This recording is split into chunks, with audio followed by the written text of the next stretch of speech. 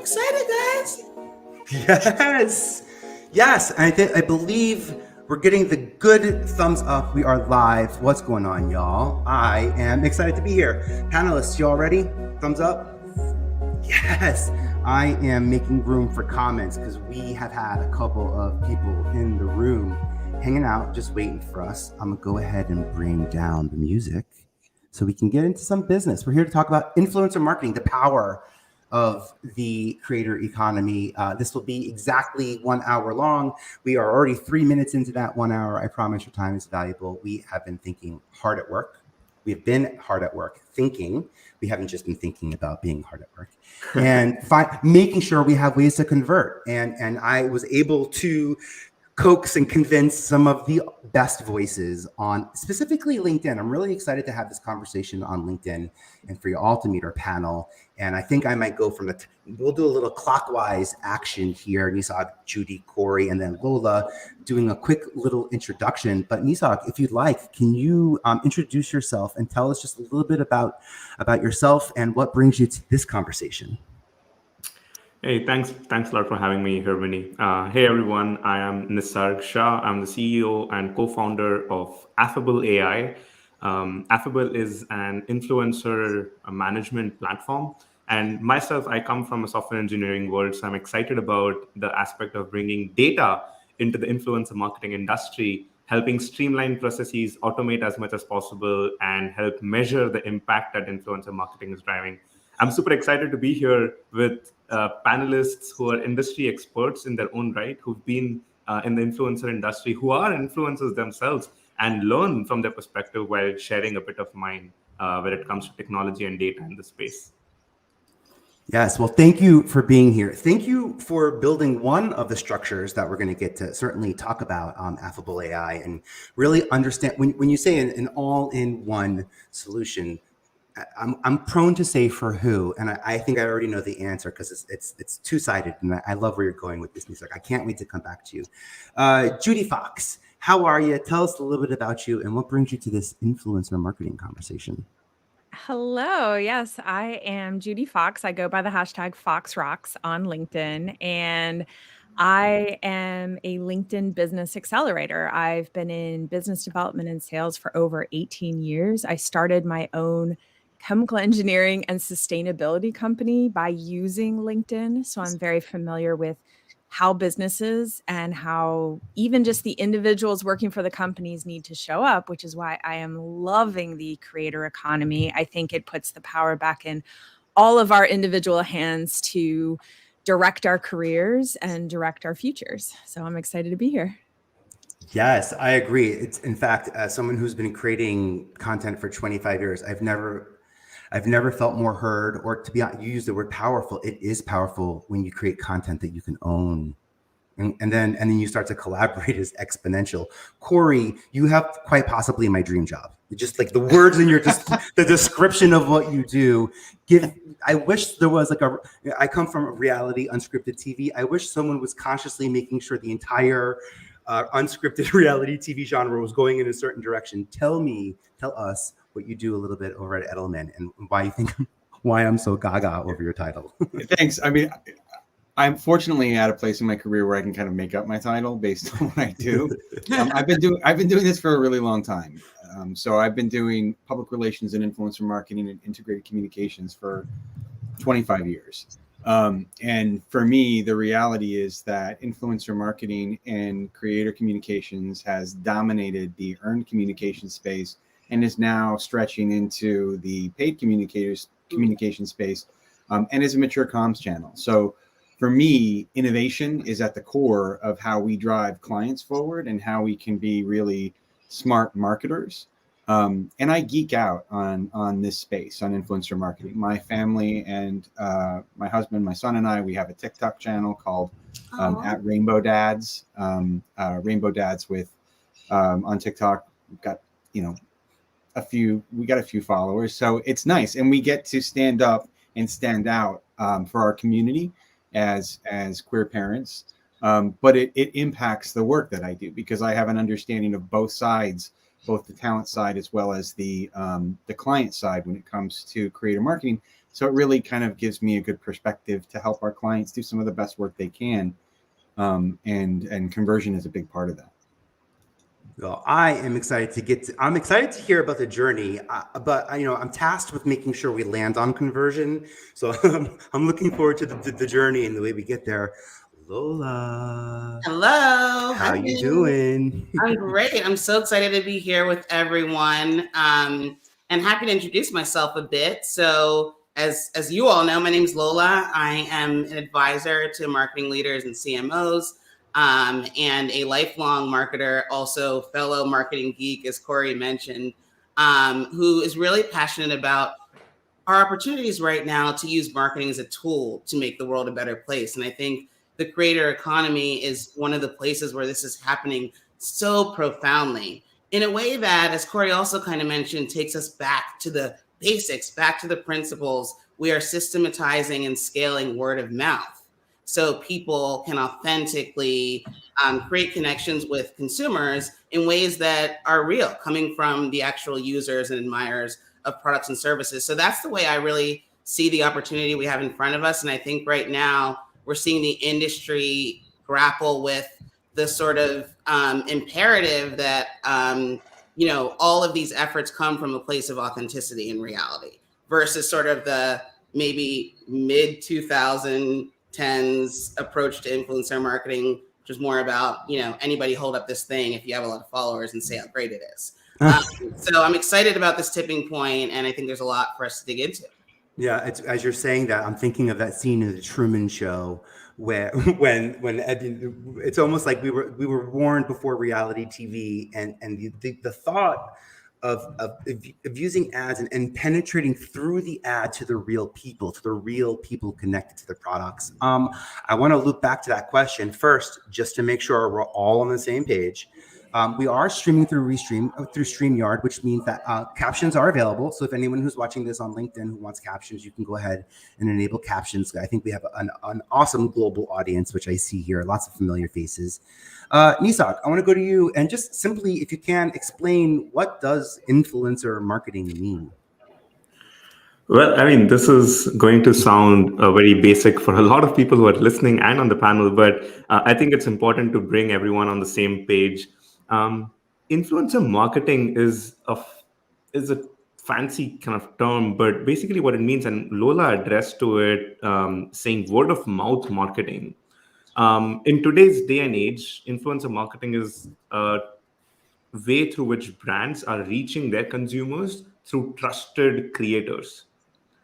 Trusted is important and creators is important here. Like, these are the two terms that we want to focus on. These creators are people who create content irrespective of the medium. These might be bloggers, these might be social media creators, these are folks on TikTok like Corey, folks on LinkedIn like Lola, who are constantly creating content that is resonating with their target audience, and trusted because they have created an audience which actually does buy into what these creators are talking about. So when a brand now wants to spread word about their product or drive conversions on a new line of products, they can approach these trusted creators to amplify the message and amplify the reach of their message to the end user. And that's what influencer marketing is in today's day and age.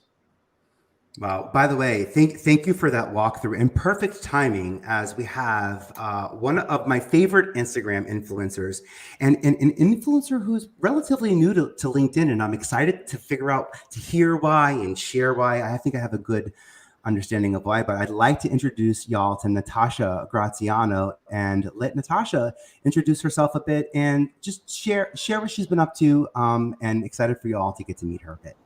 Oh my goodness. I'm so excited to be here with you guys today. Thank you so much for having me. I'm in New York. First time in like 10 years. Absolutely loving it. We went and saw my billboard in Times Square yesterday. It was very special with my book on there, Marketing, Another Technique Towards It. That was super fun. I was on the Tamron Hall show yesterday morning talking about the book. And we did a big giveaway to everybody. So that was really fun. Another thing, marketing. How do you get onto these shows? That's the kind of thing I help people do. I help people to get onto these shows, to get onto bigger podcasts, to get a bigger name on social media, to get their brand out there in the world, to get into the press, to grow themselves by first growing their mindset, getting their message right, and then show them how to do it online. And you see, that's what it's all about, right? I believe in helping other people to do it. It's okay, I've done it, yeah, and I still do it. I do it on a phenomenal level, but I want to show other people how they can do it, you know?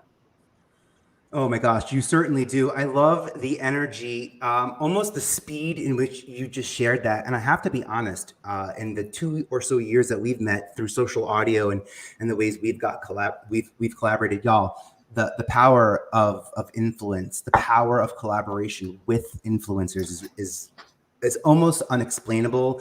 And when Natasha says that two people have the ability to come together and create something amazing, is an understatement, because I'm just constantly in awe of what you create. And we, the people, I think that's what's fun about what's in social media now, is like we're starting to we're having fun.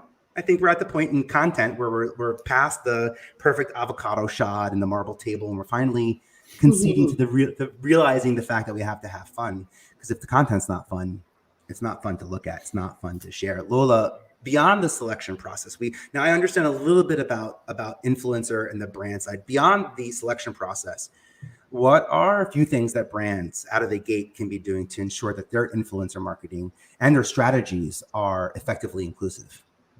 It's a really big question, Vinny. And I'm sure all of us here have a lot of opinions. I think it goes back to really focusing on what communities you as a brand have sort of accountability to solve problems for. So we see a lot of examples of brands creating sort of creator initiatives, groups of creators who are maybe representing a particular niche or particular ethnic group or a particular lifestyle or whatever it is. And they're putting those people in front of the camera. They're making sure that those people have an opportunity to reach larger audiences. And at the same time, those people are becoming advocates for the brand. So it's in really authentically trying to think about how you as a brand can make a difference for a particular audience that's relevant to your brand's identity, if that makes sense. Yeah. So, okay. So I want to go to Natasha and say, then what responsibility falls on the influencer, or what can influencers do to ensure a successful influencer marketing experience? So to ensure that you have a good experience, are you talking about on the side of the brand, or on your side, on the influencer side? What are things that we can be doing to ensure that?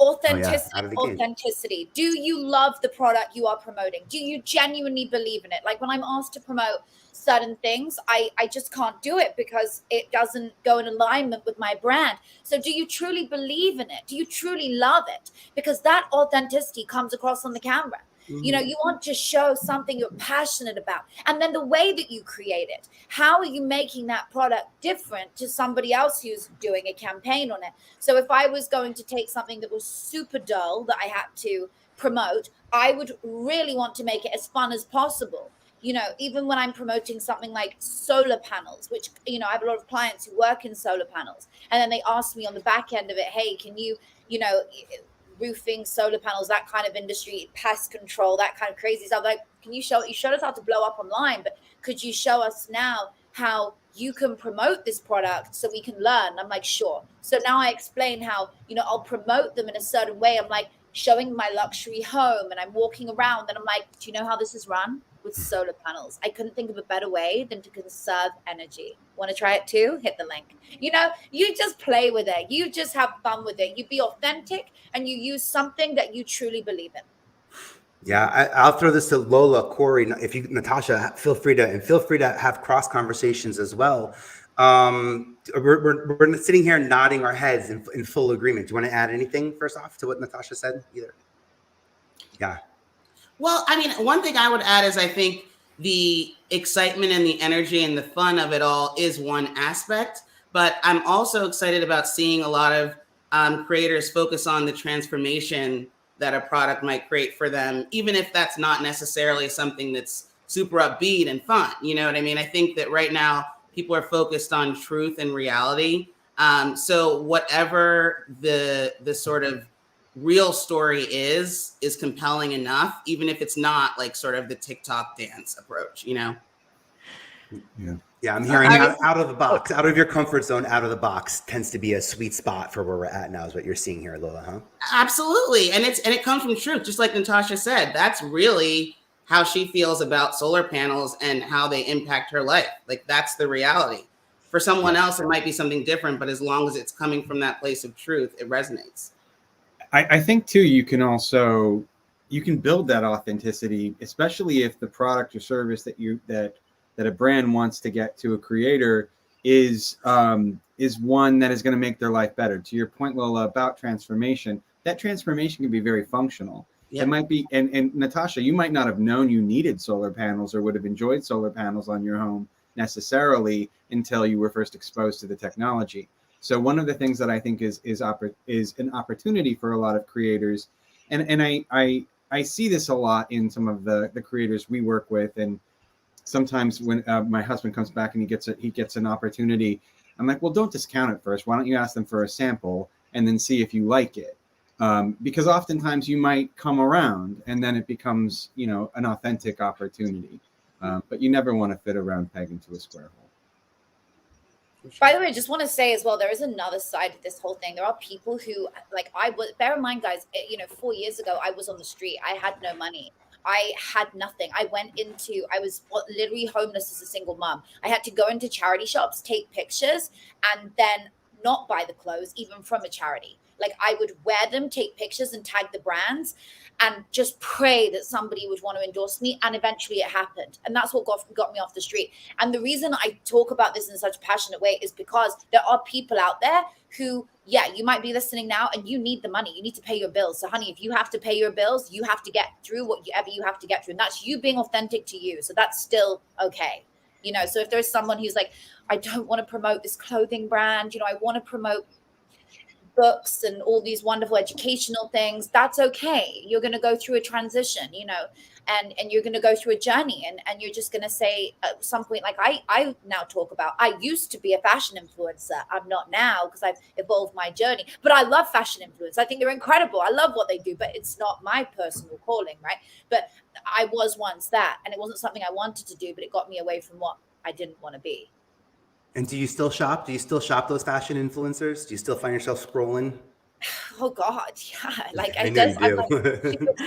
I'm like, it's so. My husband's like, you have just saved the same picture 20 times in different outfits. I'm like, I know, the same pen, and they'll still send me stuff now just as gifts, but it's less. It's more as a celebrity endorsement. It's like, here, Natasha, please will you wear our stuff, versus me saying, hey, let's do a deal, and come to a influencer marketing. Whereas they know, like, if Kim Kardashian does a post for you, you're going to get excessive, incredible downloads and clicks just because she just put it up. And she was probably sent 20 of that thing before she got, that one post.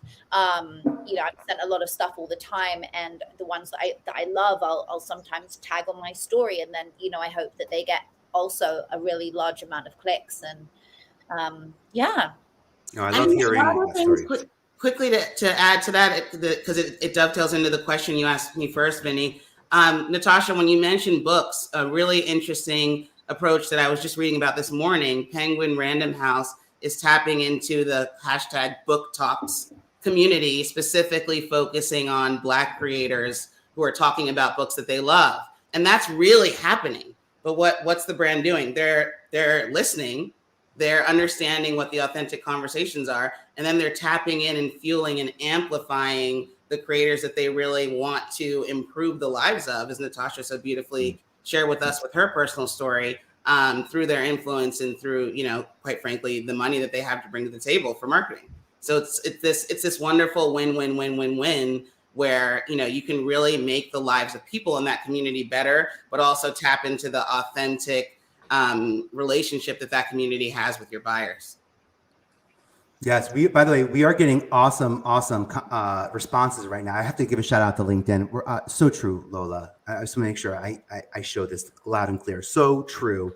Also, I'm getting lots of yes, Natasha, and got to respect that hustle. Very inspirational. So thank you for sharing that with us. I think the cool thing, first off, that I'm gleaning from the influencer journey similar to, I'm sure, on the brand side, and I want to get to this next, is that whether you're an established influencer, an emerging influencer, there seems to be some type of role, some type of way into this influencer economy and the creator economy's influencer marketing scale. It seems like this is an open market for all. I'm curious, for anyone who wants to answer this, what type of businesses tend to do well using influencer marketing? I mean, I have the philosophy that all businesses can use influencer marketing. Oh, yeah. I mean, the universe of media has expanded dramatically. When I started my career, we were pitching press, talking to reporters, trying to get them to write a story about our clients. That was earned media. That world has completely transformed. We're now in this space where anyone can be, we talked about word of mouth earlier. It's now really, truly digital word of mouth. We trust our friends and family.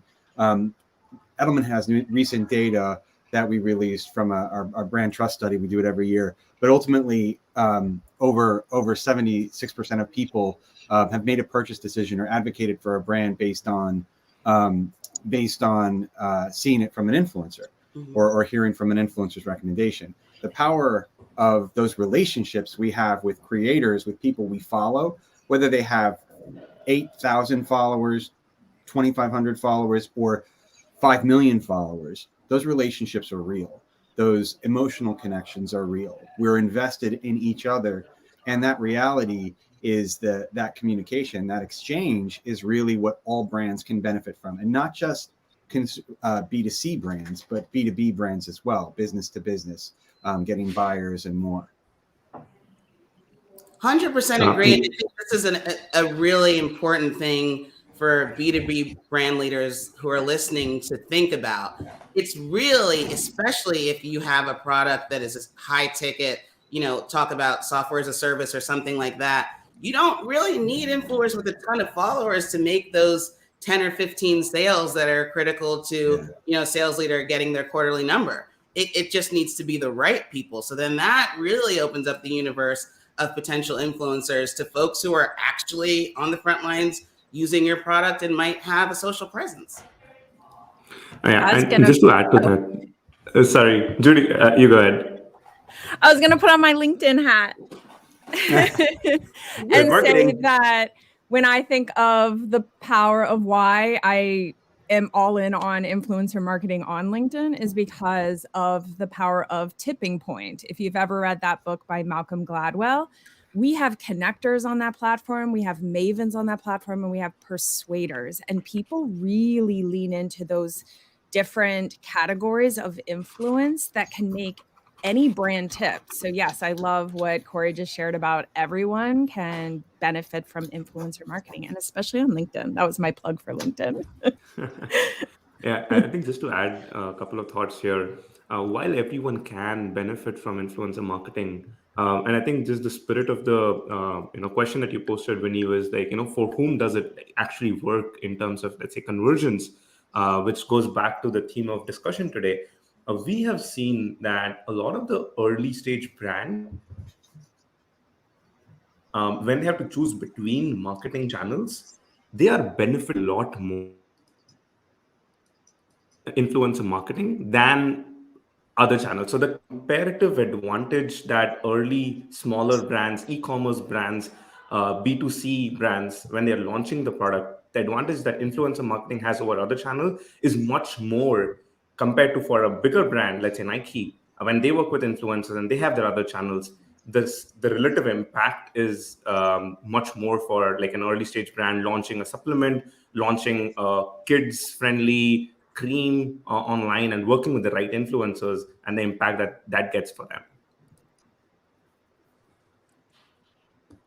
Yes. There's amazing percentages as well. I'm just seeing on the Influencer Marketing Hub. This will fascinate anyone who wants some numbers on this. So it's actually said to reach 16.4 billion in 2022, this year, by the end of this year. So that's pretty impressive because it's grown from 9.7 billion in 2020. So it's just soaring right now, the influencer industry and the marketing. Nothing but. Ooh, I think my volume might be a little loud here. Sorry about that. You can hear an echo. No, you're good. There's still an echo. A small echo. Are we all echoing? Are we all echoing? We're Okay. all echoing. All right, but now better. Test. Okay, Better. that was good. Sorry. Okay, much better. Thank you. Sorry about that. All right, so we're at the halfway point. We're literally almost at 12:30. I want to make sure we have some room for answers. So if anyone who's listening to this, anyone watching, hey, I'm sorry that we didn't do this on social audio, which is always fun on LinkedIn, where we get to be much more interactive, but we can read the comments. So please feel free to ask questions in the comments. And while we are live, we will address them as we are going. And I'll leave a little bit of time at the end of this process to make sure we get to those questions now. Cool. I'm seeing a thumbs up from the comments that the audio seems to be fixed. I want to talk about conversion. Let's get one tactic, one way of converting. Judi, let's go to Judi. Judi, I want to come to Judi as a sales strategist, right? I think we're hearing from marketing experts and influencing experts. As a sales strategist, maybe even specifically on LinkedIn, I feel like so much of the influencer marketing conversation is predicated on the performance of Instagram and Facebook and YouTube and maybe even TikTok. Why is it important for brands, maybe even or influencers, to be on LinkedIn? What could they do to stand out? And I'll just leave it at that part of the question first. Well, I think I'm going to start by just giving everyone a practical way to bring a lot of the influential marketing language that people use on Instagram or on Facebook or any other channel. The platform of LinkedIn loves the word we. We are together. We are peers. It could be a peer-to-peer sales relationship or a peer-to-peer influential relationship. I'm not looking at somebody as being maybe always ahead of me. That language on LinkedIn will actually convert a lot better versus talking like, you need to know about this. You need this product. You need this in your life. Delete the word you and replace it with like, we will all benefit from this. Let's all discuss and treat the conversation as peer-to-peer, because the platform is extremely smart, extremely capable of doing their own research, their own shopping around. And when you build trust, so that was the other thing you mentioned, was we all talk about that know, like, and trust funnel. But when you truly lean on the trust part on LinkedIn, to me, if that is the one thing you did with your audience, your energy, everything you put out there, is treat everyone just as smart as you, because that will keep generating that trust and that circulation and those shout outs and the people saying, when somebody shouts out your company, all the activities you can do to leverage that to make more business and the brand deals happen. So did I answer your question? Yes, and then some. Anyone have a response or a thought that they want to add to that? I think Judy's absolutely right, and I'll add to that. Another thing that's really special about LinkedIn is we all know as marketers, we want to be thinking about the context of moments. And when people are on LinkedIn, they have their professional hats on. They might be actually seeking solutions. They might be actually searching for solutions. And so if you can be there at that moment of consideration, and become the brand that's being considered, it's, to me, a lot more impactful than necessarily getting awareness in a context like Instagram or TikTok, where people might remember you, but they're not really in that mindset of, I'm here to make a purchase decision. That is very different when we think about consumer brands, of course, but when it comes to B2B, it's something to consider about where you spend your time. When we talked about this topic, I get excited about the idea of conversion, because having come from early in my career, an earned media background where I was constantly pitching press and pitching media, the CMOs that we would work with would be asking, well, aside from the impressions that you would get, what do we actually get out of this? How does it drive sales? And yeah, there's marketing mix modeling and there's ways to do that. But the thing about influencer marketing that's amazing is that it does connect the tissues between the channels, and is the thing that we can use to grab a consumer, a customer, a target, whether it's B2B or B2C, by the hand and escort them through a journey, and take them from awareness into consideration, into conversion.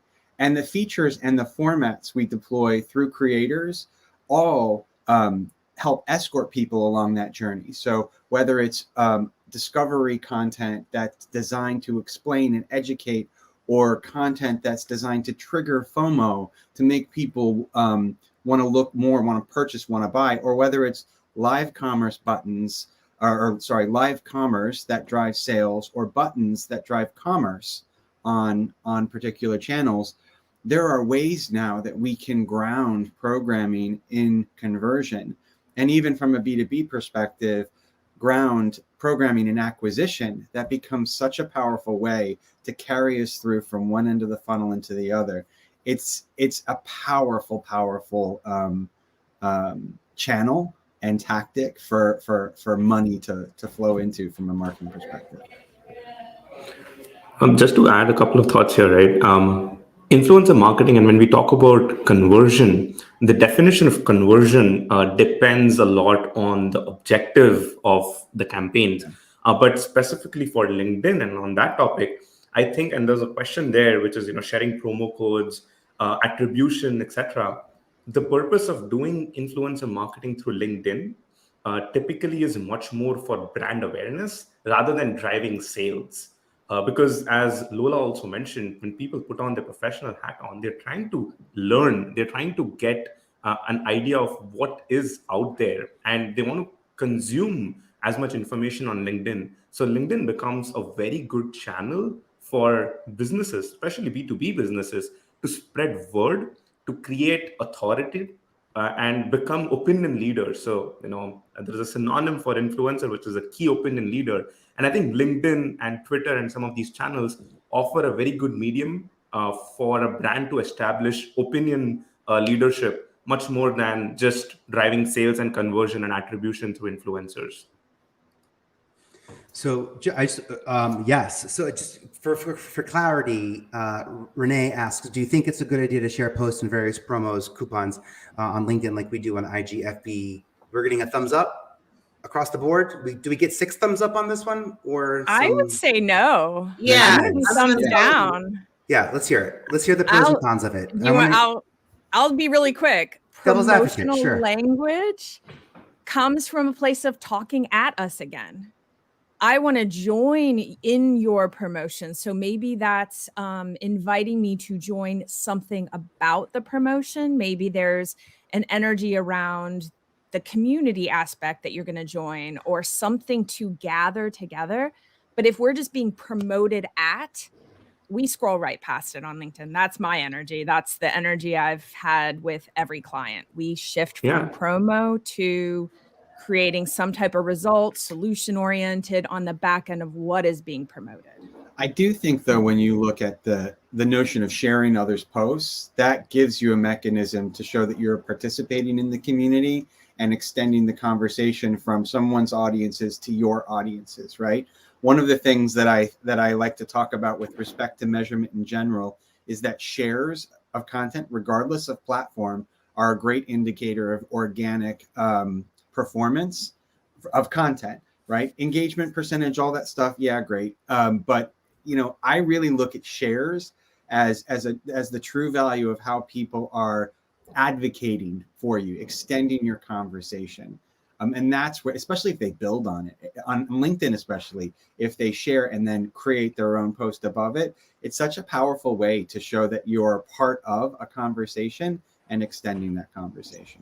Oh, can I change my thumbs up to shares, thumbs down for promo? Yeah, that's the way I was doing it too. What kind of unites the two perspectives you both shared is the why behind it, right? So when you think about the content that is both shared on LinkedIn, it often comes from a place of teaching. So to Judy's point, it's not just about here's what this thing is and here's why you should buy it. It's sort of here's a new thought that I may have learned from this thing. Here's a new insight that might inspire you to consider this thing. And that's another level of authenticity that really resonates on, this professional platform. That is by the way, that's a brilliant point. And as you're saying this, we got a question that I thought was so timely, and I want to address it. Let's bring it in here too.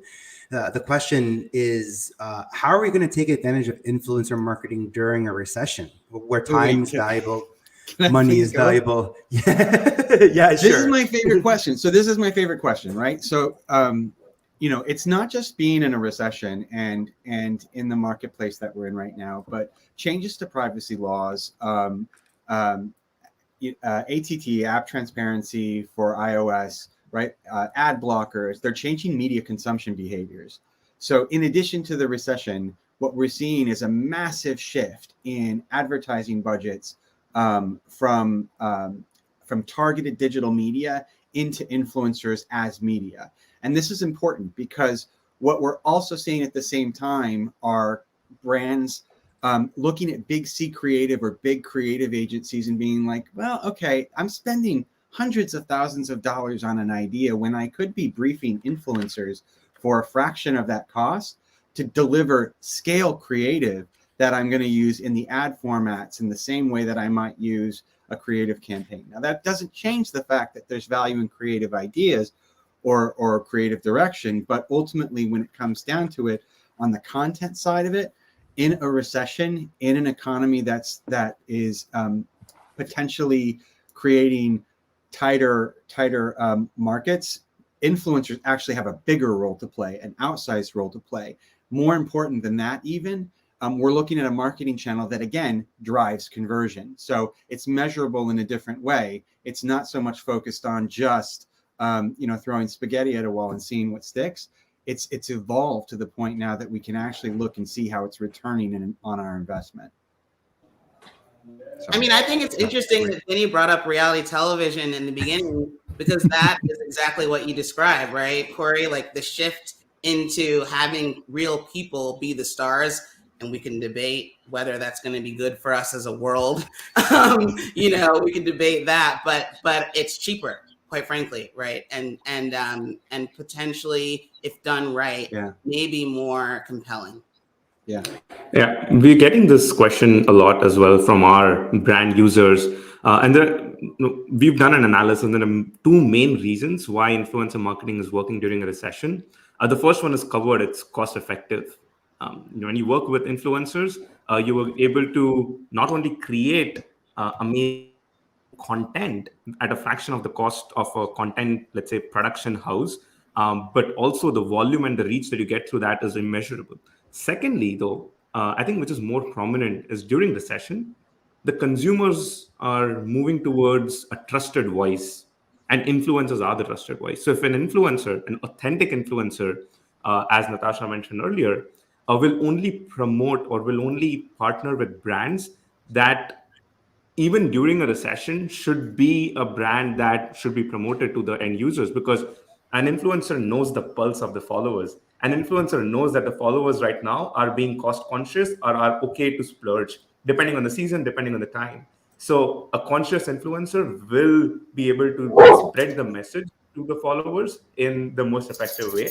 And the trust that is built comes in very handy during these tough times. Yes, you could. Yes. By the way, and also just a shout out to all the four-legged influencers in our lives also, right? Because if it weren't for them, fur babies or not, Instagram. My four-legged influencer is outside now. Speaking of the fox, by the way, Judi, I was just going to mention, Natasha mentioned mindset earlier. And so when I think of this question, I think of Natasha because of how she shared about her mindset going through the toughest season in her life. And I'm also a single mom, and I've faced, at the beginning of the pandemic, I had an immediate reaction and all of a sudden corporate accounts froze up and said, hey, we're going to pause some of our third-party contracts. And some of my business was based in that space. So you reach these moments in life where it all came down to my mindset for how I was going to handle that. So kicking it back to you or to Natasha about that. I'd love to hear from you. Oh my God. I fully relate to you, Judi. And you know what? It's all about how you handle it. And I always say to people, it's about having a toolbox that you can use to navigate through life, through any trials and tribulations, through any situation. That toolbox is everything. How you react instead of reacting is you pause in the moment and you think, how can I benefit from this situation, or what am I going to learn from this? So if you're not actually going to take something away financially from it, you've lost out. That's okay. But what am I meant to learn from this? Our mindset is something that will keep us through anything. I work with billionaires, I work with multimillionaires, I work with high-level entrepreneurs, and everybody in between. And there is something that holds the people who keep their money for many, many, many years at the top, and the people who keep losing it at a different place. And that is because these guys here who retain their money and don't have massive fluctuations and tend to stay in a great steady space, whether that's in the millions or the hundreds of millions, etc., is because of their mind. How are you thinking? Are you feeling good? Mental health's a big part of it. Are you taking care of you? Are you looking after yourself? Do you feel like you are worthy of that abundance in your life? How are you looking after the behind the scenes? Because you can show up every single day at your best, but if you burn out, you're no use to anyone. So you have to show up, but not show down. You get it? All of that mindset. I am picking up what you're putting down for sure. We're getting awesome questions, by the way. Every time someone speaks, a new question, a new point of view comes in. I'm excited. There's so many different ways to go with what's next. I feel like there are so many different inputs and outputs when it comes to influencer marketing. So Nisarg, when you say affable.ai is an all-in-one solution, is it really all? All is quite a lot. Tell us about the power of like what you've built and why it's different than what's out there, and how does that help brands and influencers be more successful in this journey? Right. No, it is all, but at the same time, given how much the personal relationship between a brand and an influencer matters, is the part you cannot automate. You cannot bring data to automate relationships. So that's the part we leave out of the brands. But taking a step back, back in 2017, when we first looked at influencer marketing and were talking to brands, we realized that one thing that was lacking in the industry compared to all the other marketing channels was data and insights. Brands were working with influencers that were recommended by their friends or friends of friends. They had no clue if the influencer has the right demographic of audiences. They had no clue if the followers were actually real or they were bot accounts. They had literally no clue in terms of the conversion, the sales, the impact, reach, impressions that they were getting on their influencer collaborations. So we set out to build that engine through which a brand can find the relevant influencers, reach out to them, manage all the conversations, and measure the true impact that these influencers are driving for the brand. And in this case, we have been able to automate, let's say, around 80% of the process, but the remaining 20%, which is actually very critical, is the relationship between the brand and the influencer, brand and the creator across any channel. We've seen good success. We work with more than 100 different brands, helping them automate and streamline their influencer marketing process. But one thing that we see that could really change the game in the whole influencer marketing world is to set this on autopilot so that brands can continuously run ongoing influencer collaborations without the need to put in the effort to actually work with every single influencer every time. Our differentiation and the reason we stand out is the focus on data, the focus on this being a tech-enabled solution, rather than someone having to spend hours and hours into a spreadsheet to manage influencer collaborations. Yeah. Hey, look, I trust autopilot as long as that pilot knows where it's going, as long as it knows where it's going, right? We got a great question here. How can we bring relevance with regards to audience targeting? Is this what you're talking about, the level of transparency and authenticity to the influencers reach as well? For example, Fazal Siddiqui says, if my brand is for Canadians and I want engagement from within and he is outside, is that something that Affable does?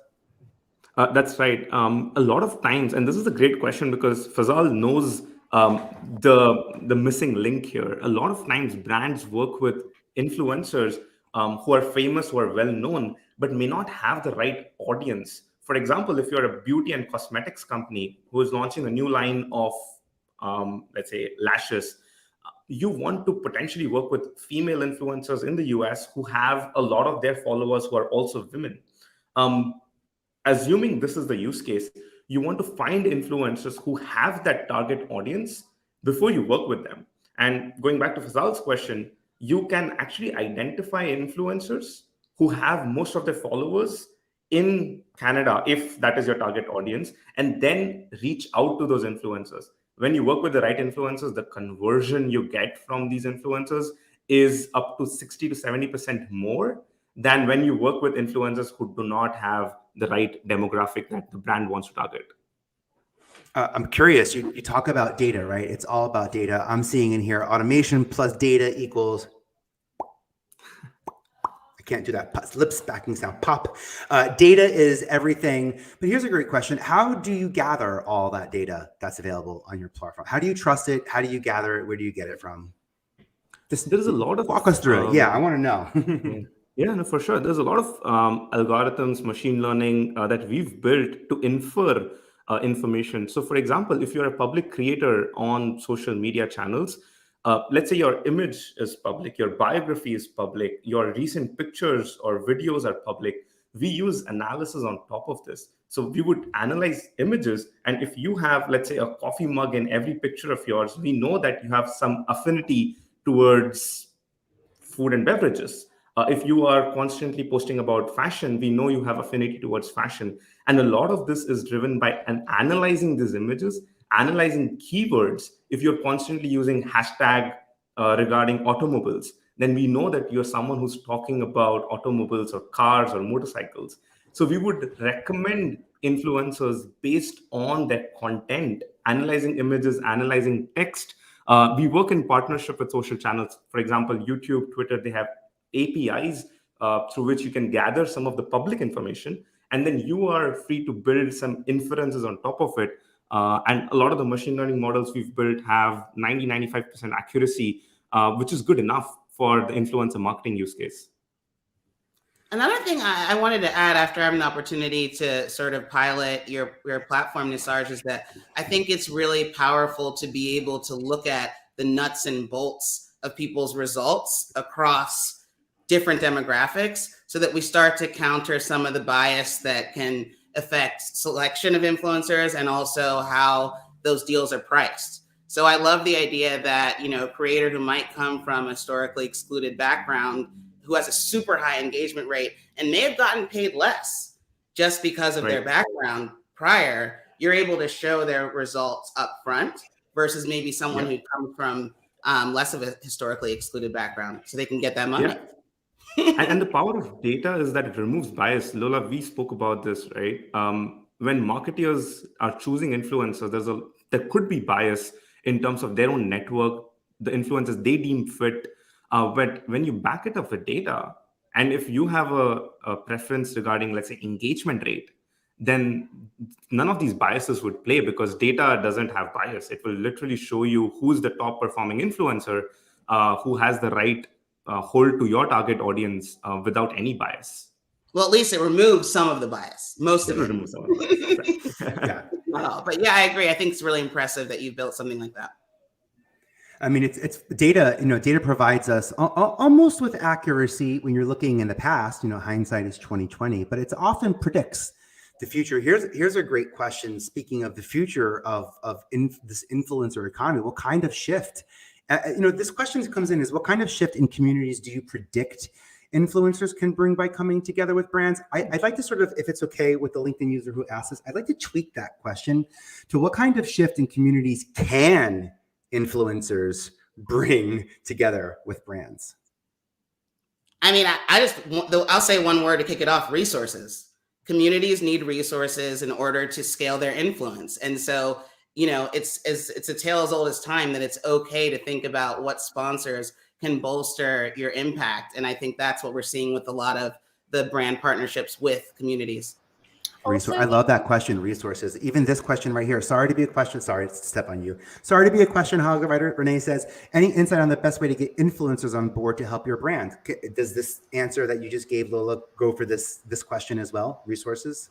I hadn't thought about it because I did see that question. It's an interesting one. But yes, I mean, thinking about how you as a brand or a marketer could really align yourself with their desired impact, that community's influence that they want to have on the world, and say, here's how we can help you get there. I think that the previous question was pretty interesting in the sense that it speaks to the notion of communities. And when we look at what brands are trying to accomplish with the use of influencers is to activate conversation and create communities. This idea of communities of influence becomes really powerful. And a community of influence doesn't just include the followers of particular influencers' channels. It includes customers. It includes people that are brand fans. It includes people that are excited about something. And some interesting stuff. I remember 3 or 4 years ago, it was like 1 in 3 kids wanted to be a YouTuber, right? It was becoming the thing for kids. I've seen some recent data published around Gen Z that they want to have influence more than be influencers. And that's important because influencers that are out there have the ability to be heroes for those communities that follow them, that they have relationships with, to create a community of influence that is about carrying a message, that's about achieving equity in a different way, or looking at sustainability, grouped together by shared passions. Influencer marketing gives people a voice. Absolutely does. Here's another quote just to support what both of you are saying. Transparency of influencer pay equity.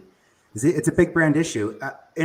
It's a brand issue now because unfortunately the brands aren't seeing it as a global issue or an industry-wide issue. So yes, it's on the brand's shoulders for sure, but it is a global hurdle, an obstacle. And it's to be honest, it's for the brands to overcome. And I think it's for the influencers to help them get there, to support each other up, to lift each other up, as we say, right? To be in a place where everyone's sort of at their best.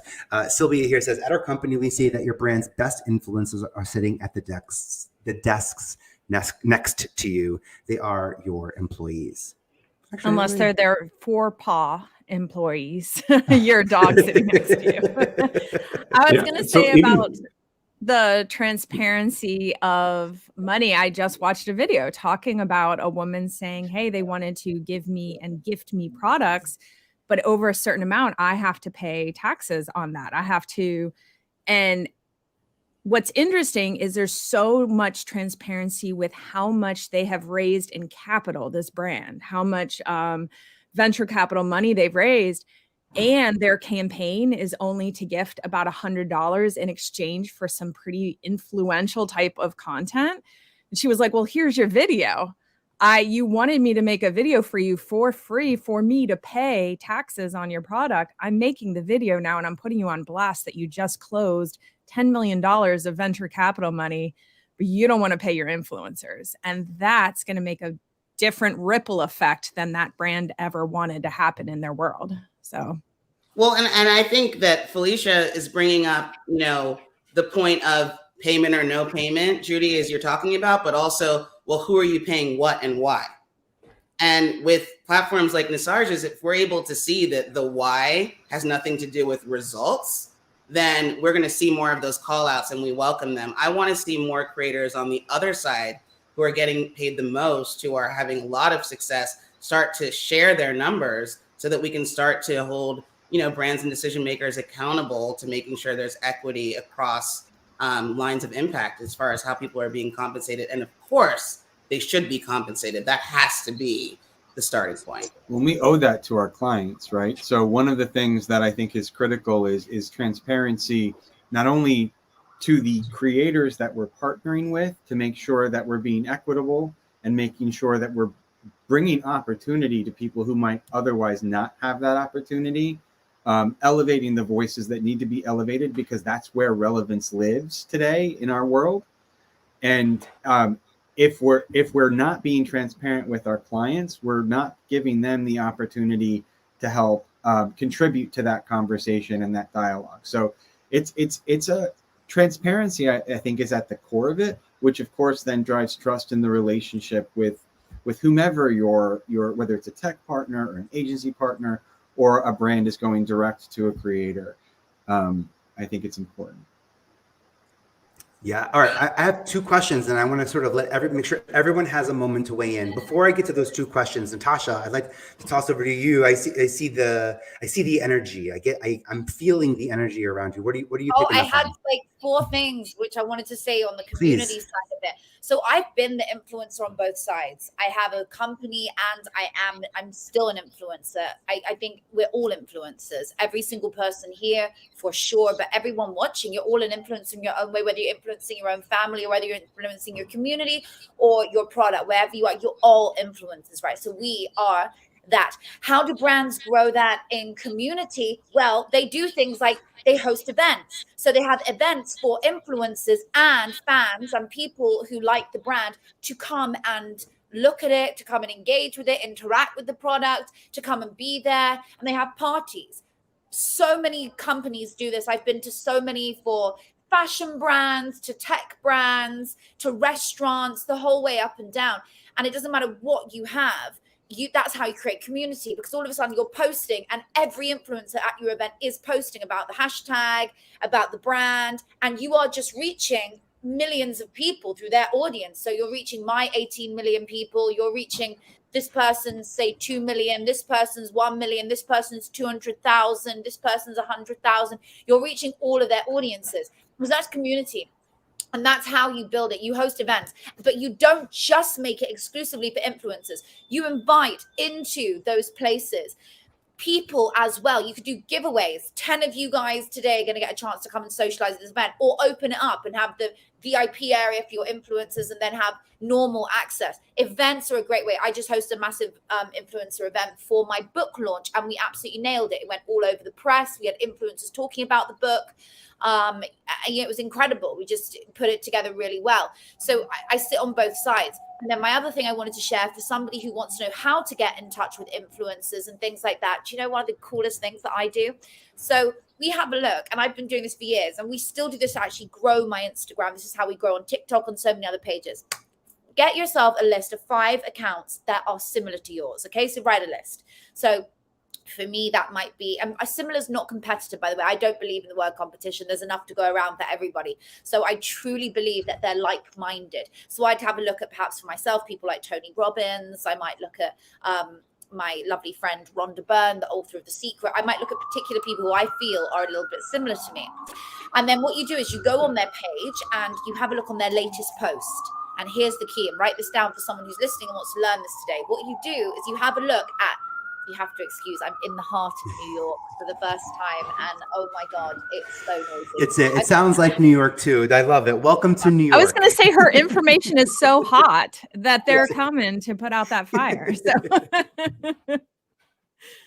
Okay, it's going to be loud for like 2 seconds. I'm so sorry about this, but here we go. This is what you do. You go onto their latest post. You have a look at who has commented on their latest post. The people who are commenting on their latest post are people who are more than likely buying from that brand. They're more than likely already interacting with that brand. Let's pass 1 second. It's so loud. It's gone. Okay. And then what you do is those people who are interacting, typing, commenting on that brand, if they are already engaging with that like-minded account, guess what, honey? They're probably going to like and buy yours. So go through that list of people who have commented, tap on their page, go onto their latest post and press like and comment. Hey, we love your page. We think you'll love our XYZ, or you'll love what we have coming up, or take a look at our page, or just interact with them on a comment. It is as simple as that. And you could reach 250, if they've got 250 comments, you could reach 250 new people a day who are going to come and buy from you. And all of a sudden they become your influencers.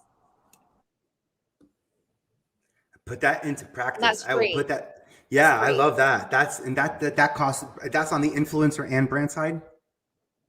Yeah. Everybody can do that. I do it from a brand perspective and I do it from an influencer perspective. I can do it from both. I can sell from that. You can close 6 figures in the DMs in a day from that. Literally, you're commenting on people's accounts. They write back to you, oh my God, love your stuff, love your page. Remember, I'm an influencer and I sell products, so I sit on both sides. So then they come over and then all of a sudden they're in my DMs, then my team's closing them into a deal.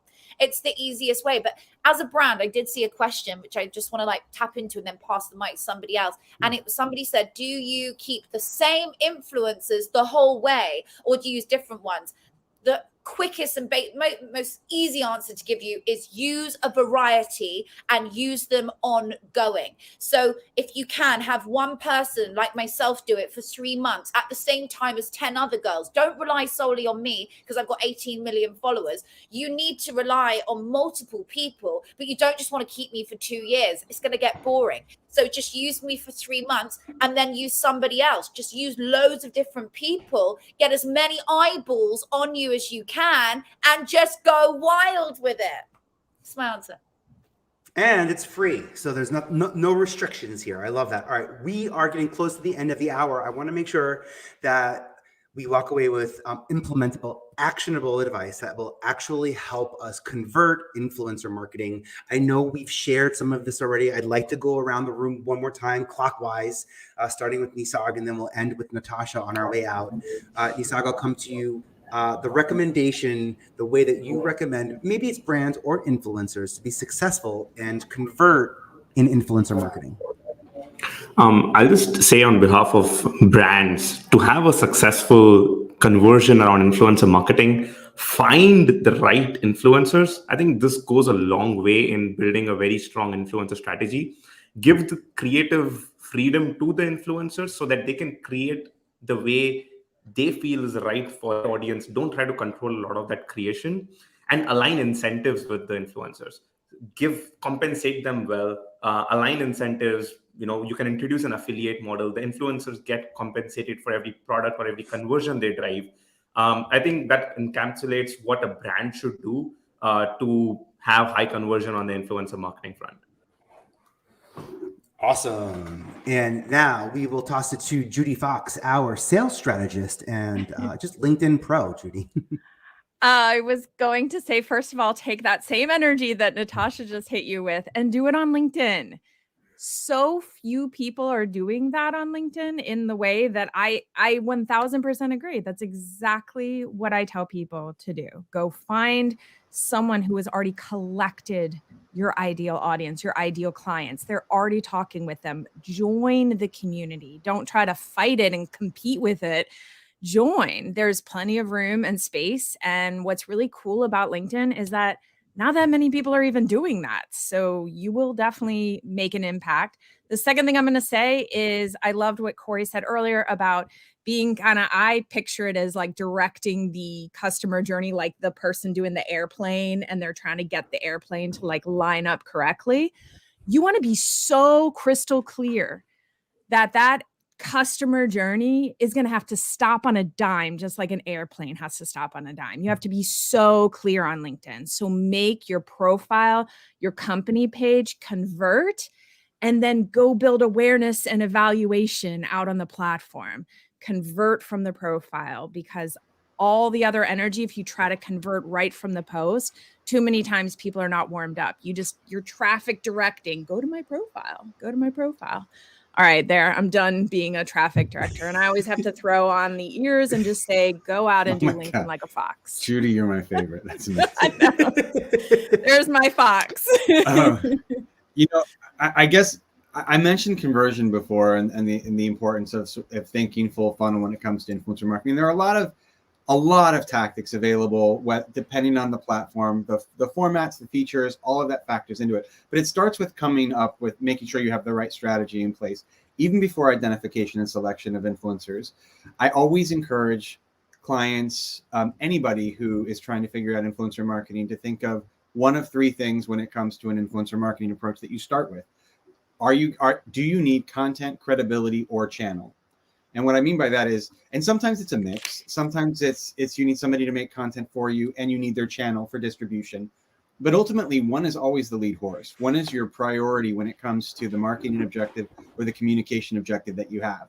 If anybody remembers anything, just ask yourself or ask your clients, content, credibility, or channel, what are they really getting at? What do they really need in this situation? Because then the strategy flows from that. And that's going to get you to conversion faster. That's going to get you to the right tactics that you deploy. That's going to get you to the right creators that can make a difference for your program. That one gave me goosebumps.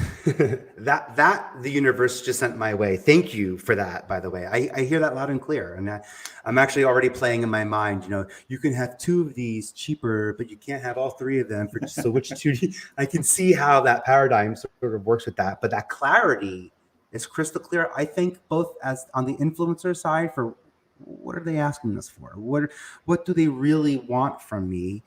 To get the results that they want. And as a brand, is a great way to figure out what type of influencers to be working with as well. It's a really smart way to put that through. So thanks for the clarity on that, Corey.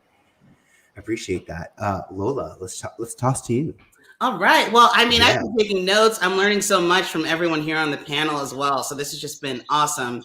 And thank you for having me. My piece of advice would be for any marketing leader who's sitting there just sort of, okay, I know I have all this opportunity, but how do I actually get started? My company maybe is more conservative. We don't usually do these sorts of things. We're not the Pepsi or the Coke of the world. How do we get into this?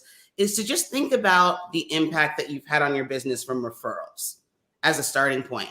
And then think of an influencer strategy as a way to scale that. Come from that place of truth. Why do people refer you? What gets them excited to share with their friends? When you have new customers, what do they say it is that brought them in? And then use those as the building blocks for how you scale that with an influencer strategy, because it's really nothing different. Yeah, I know, Natasha, right? I'm like, oh my God, that was I'm making so space. good. I'm making That space. was I needed so that. Everyone's nuggets are amazing here. I hope you guys watching are having as much fun as us because we're having a great time. We're learning so much from each other too.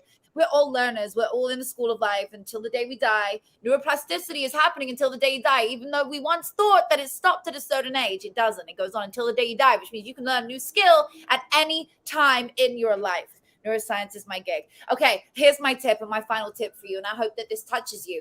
Can we just think for a minute of TripAdvisor? TripAdvisor is where you see all the comments and the reviews on restaurants, on places. Influencers, we are TripAdvisor. We are literally your TripAdvisor. You no longer have to go on TripAdvisor and see it. You're going to see it through all these influencers on your page. And then I might think as a buyer, as a consumer, when I'm buying your product that, oh my God, that celebrity just organically talks about this product. I don't know that you've paid them necessarily. I may think it's organic. So you've got to use it like TripAdvisor. The influencer marketing world is growing exponentially. It's not decreasing. It's only growing. So you either jump on the wave now and you ride it, or you stay in the dark age and your brand will stay the size it is. And if you're happy with it, if it's growing exponentially, then stay where you are. But if you feel that you might want to add another 0 on the end of what you're delivering in your company at the end of this year, I suggest you get on LinkedIn, you use it in the right way, like these guys are talking about. You use Affable and you get on platforms that help connect you. You get connected with the right people if you want to start there. Vinny's brilliant for this. He's amazing at networking and connecting and putting people together. But actually go out there and get your influence marketing campaign going. Give it a go. Try it. You've got nothing to lose apart from a few bucks, which you're probably not going to lose if you do it correctly and you do your research. You're probably going to make a heap of money and add that extra 0 on. I have to say, it's the best thing we ever did in my business, and it's the best thing that I do when I do it for other brands. So go and be your own TripAdvisor. I love you, Natasha, so much. I'm like, and I feel that, and I hope everyone watching this does too. Thank you for giving us that energy and for sending us, with this information out there. I'm excited to have this conversation. Hopefully, this has made a dent. I want to put some words out there. I want to put some energy out there, some clarity. I want to change some rules. All starts with people. Rules need to be created to be broken and then restructured for an even stronger economy. And I think that as long as there is feedback and Nisarg, as long as there is a way for us, the influencer, to have a voice, and us, the brand, to have a voice, and there's true authenticity, I think we'll be set. If you leave it to people to figure it out, led by data, which I love even more so, I believe that. Again, I don't mean to bring up my reality TV-ness 20 years ago, but that wasn't just left to people. There's a lot of media mingling involved in there on a platform level. What I think you're saying here is there's going to be media mingling. The platforms are going to do what the platforms do. And as we get into this decentralized creator economy, and as we balance out the centralized creator economy, how we show up as people, how brands show up as people, and how people work together. It's networking, it's relationships. It makes so much sense. Cool. Well, y'all, inspiring conversation. Thank you so much. For anyone who's been watching, please follow these amazing, brilliant, literate, articulate masterminds in marketing and sales, by the way. I really, truly mean it that way. Anyone want to leave closing thoughts or remarks, or is everyone afraid of what Natasha's going to say last? Because I just want to say thank you sends us out. you, Vinnie, for bringing this together. Thank you. Yeah, this has been fun. I love 2022 for having brought you to my space. Thank you. Well, yeah, I appreciate that. Thanks. Again, people, it's us, and you make me stronger as well. So I appreciate that. Judy, anything And you be want to say? sure to give Vinnie, oh, I have to point that way, Vinnie a follow. Yeah. Thanks, Judy. Yes. Exactly. Oh, We're, that's so Thank you we're so in the much. Brady Brunch squares. Yeah. Oh, wait, you're this way. Yeah. Hi. Oh, hi. How are you? Wait, Thanks for coming, Natasha. I love that. You know that a masterclass has gone 1 minute too long when we get into this. But meanwhile, for y'all who tuned in, thank you so much for hanging out. If you want to take a screenshot of us and send it to us on Twitter, on LinkedIn, thank you so much for the energy. I'd love to tag and continue this conversation. All of this will be at the Affable page, affable.ai, if you can find that on LinkedIn. And of course, we will be regurgitating, repurposing, pre-purposing, and expanding on this conversation on our own feeds. So I invite you to join us as we continue to, as Corey said, geek out over influencer marketing. All right, I appreciate everyone here. Thank you so much for watching. Thank you so much for being part of this. Thank you so much. Thank you. Thank you. Talk to you soon. Thanks, everyone. Bye. Have a good rest of the Thursday.